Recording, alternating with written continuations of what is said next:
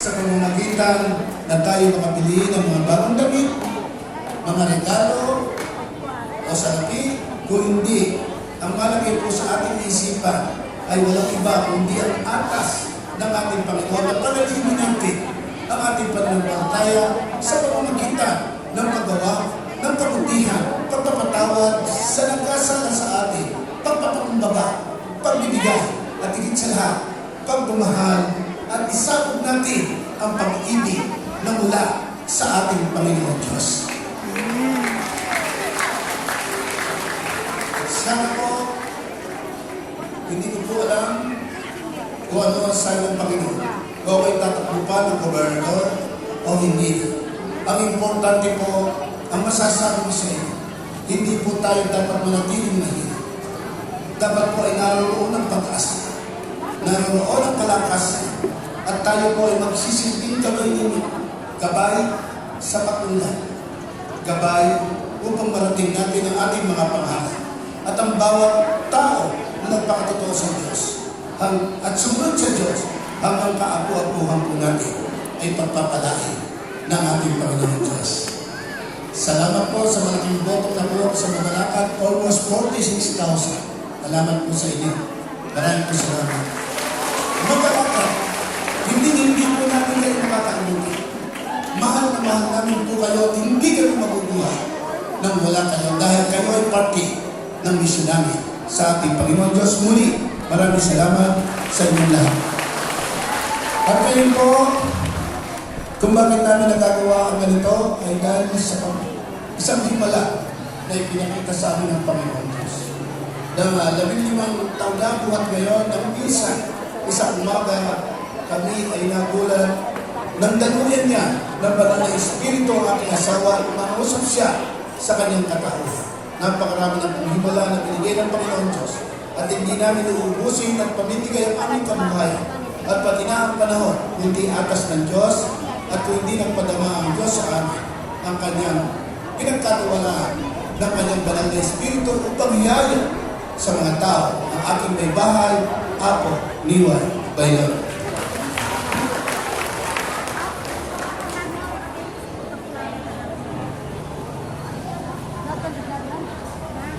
Natin ang ating Panginoon ng isang masigabong palakpakan. Sabi mo nga ng Maria, kay Pastor Joel, kay Konsihal, maraming salamat po.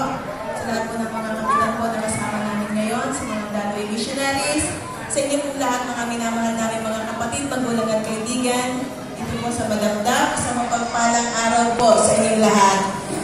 Purihin natin pasalamatan ang Diyos na makapangyarihan, sapagkat tunay nga na siya ay buhay.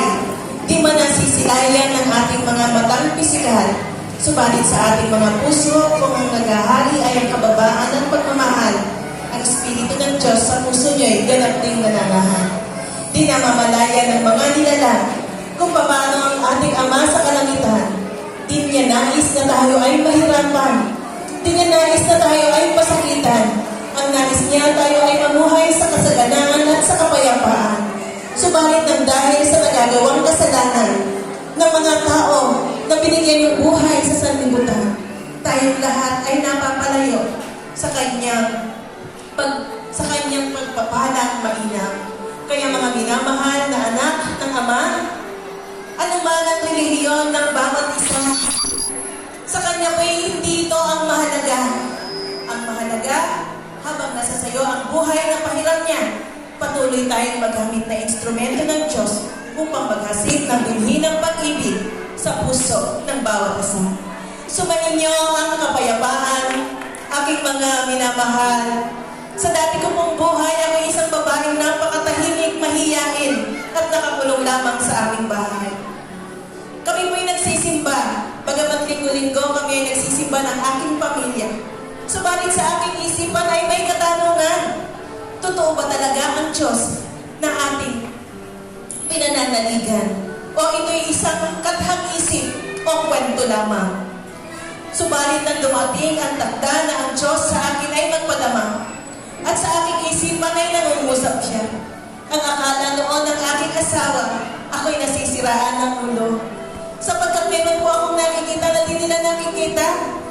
meron akong naririnig na di nila naririnig. Kaya po ang akala ko nung ipapasok nila ako sa mental ng aking nanay at tatay. Sabi ko, Ama, di po ako makakapangaral sa mental. Sabi ko, padamahan mo ang asawa ko at ang magulang ko. Baka akala nila nasisira ako, nasisira ang ulo ko.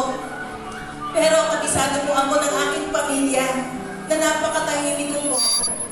Subalit, nang marinig nila ang mga mensahe na dumarating at lumuluwal sa aking mga labi, na ang mga sinasabi ko ay nagiging mga totohanan. Kaya po, ang aking asawa at ang aking magulang ay naniwala sa dami ng mga himala na ipinasilay sa kanila ng ating Panginoon. Ang sabi ng Ama, noong may bala kong iwanan ng aking asawa, sabi ko, kung hindi mo matatanggap, hindi ko kayang talikuran ang atas ng Diyos. Alam mo kung gaano ko kayo kamahal ng ating 5 anak.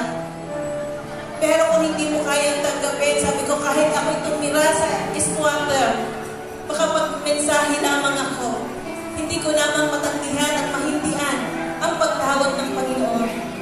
Pero alam niyo po ang sabi ng Panginoon, mahal na anak ko, ako'y bumubuo, hindi nagwawasan. Hintayin mo ang takda, hahaplusin ko ang puso ng kabiyak ng puso mo. At dalawa kayo na gagamitin ko upang ihayo ang salita ko. Walang pagkabula ang salita ng Diyos. Kung paano sinabi niya sa amin ng aking asawa, 13 taon na ang nakararaan. Pinagdaling puso mo. Daratan ang takda, ipagsasalin bayan ninyo ang salita. Kayo ay magiging buhay na matotoo, na mula sa hirap ng buhay ay pinagpala ko sa mundo. Hindi mo pang gamitin sa pansariling luho at layo ninyo, kundi upang magamit na maihatid sa mga anak na minamahal ko ang pagpapala na ninanais ng Ama, at gayon din ay magamit kaming instrumento sa mga anak na minamahal niya upang ang mabubuting aral ay patuloy na mailahad sa kanila. Nang sa gayon, ang mga nanghihinang pananampalataya ay lalakas sila, at ang mga malalakas na pananampalataya ay tatatag sila. Sa mga nakalilimot ay magpapaalala, sa mga namamatay ang pag-asa ay muling mabubuhay siya. Kaya purihin at pasalamatan ang Diyos na makapangyarihan. Bagamat ang aking asawa ay natalo sa nakaraang halalan bilang gobernador ng ating lalawigan, wala kaming posisyon, kaya wala kaming obligasyon. Subalit, mayroon kaming obligasyon sa Panginoon. Kaya kahit na kami ay walang hawak na kabanang bayan, at mula sa perang pinaghirapan ng aking asawa ang aming ipinamimigay, hindi po kami nauubusan. Ano po, at saan nagmumula yan? Sa kaban ng Diyos, doon sa kanyang kaharian. Kung paano ang araw ay patuloy na sumisikat sa pagdating ng umaga. Kung paano ang buwan ay patuloy na sumisilay sa pagdating ng gabi kasama ng mga bituin.